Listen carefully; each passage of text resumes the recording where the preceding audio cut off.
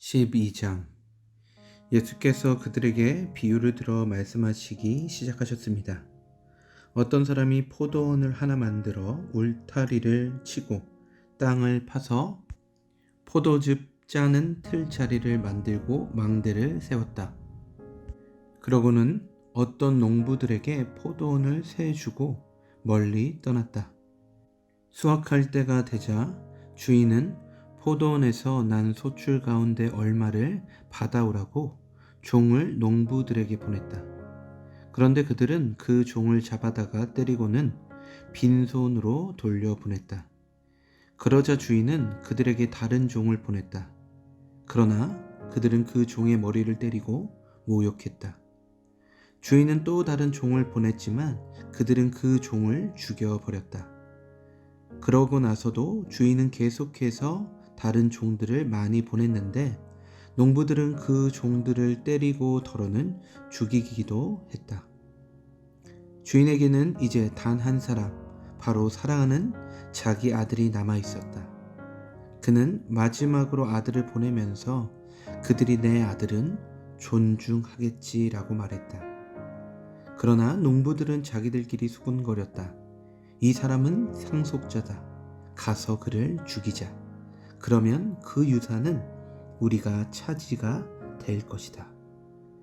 그리하여 농부들은 아들을 데려다가 죽이고 포도원 밖으로 내던져 버렸다. 이렇게 되면 포도원 주인이 어떻게 하겠느냐?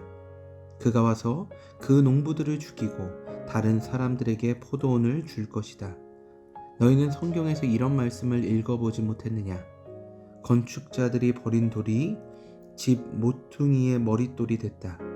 주께서 이렇게 하셨으니 우리 눈에 놀랍게 보일 뿐이다. 그러자 그들은 예수께서 말씀하신 이 비유가 자기들을 가리켜 말씀하시는 것임을 알아차리고 예수를 체포할 방도를 모색했습니다. 그러나 백성들을 두려워해 예수를 그대로 두고 가버렸습니다. 그들은 예수의 말씀을 트집 잡아 보려고 바리새파 사람들과 헤롯 당원들을 예수께로 보냈습니다. 그들이 예수께 다가와 말했습니다.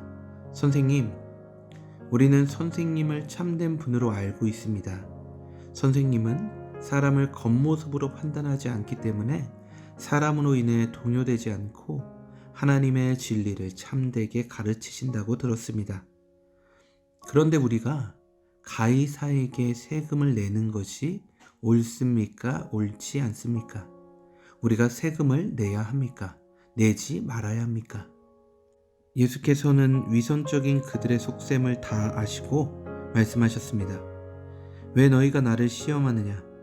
데나리온 동전 하나를 가져와 내게 보이라. 그들이 동전 하나를 가져오자 예수께서 그들에게 물으셨습니다. 동전에 있는 얼굴과 새겨진 글자가 누구의 것이냐? 그들은 가이사의 것입니다 하고 대답했습니다. 그러자 예수께서 그들에게 말씀하셨습니다.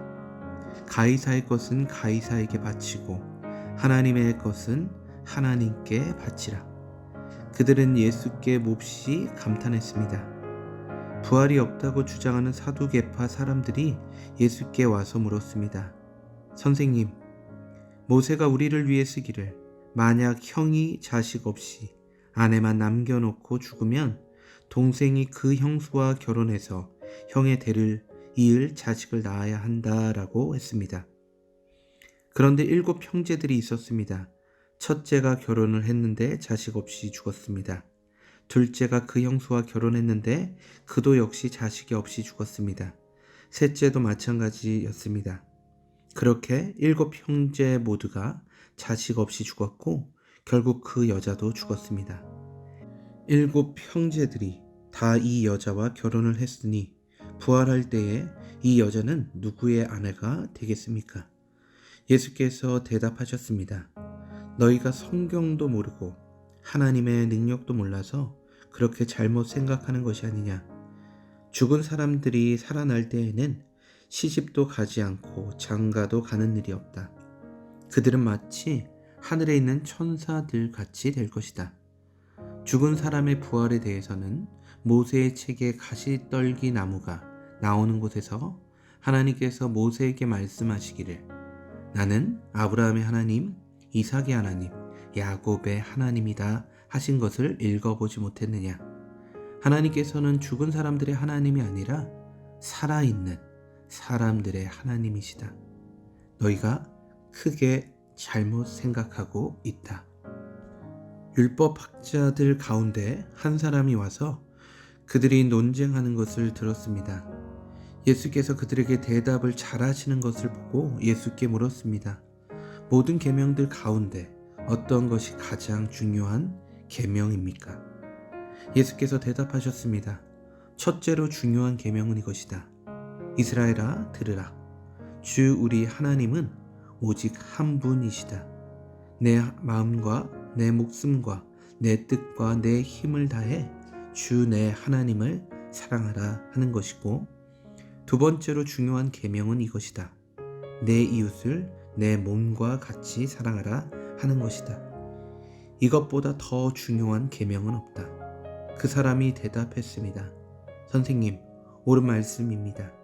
하나님은 오직 한 분이시고 하나님 한 분 외에는 다른 신이 없다는 말씀이 옳습니다. 온 마음과 모든 지혜와 온 힘을 다해 하나님을 사랑하는 것과 이웃을 자기 몸같이 사랑하는 것이 모든 번제물과 희생제물보다 더 중요합니다. 예수께서는 그가 지혜롭게 대답하는 것을 보시고 너는 하나님 나라로부터 멀리 있지 않구나 라고 말씀하셨습니다. 그 뒤로는 감히 예수께 더 묻는 사람이 없었습니다. 예수께서 성전에서 가르치시면서 물으셨습니다.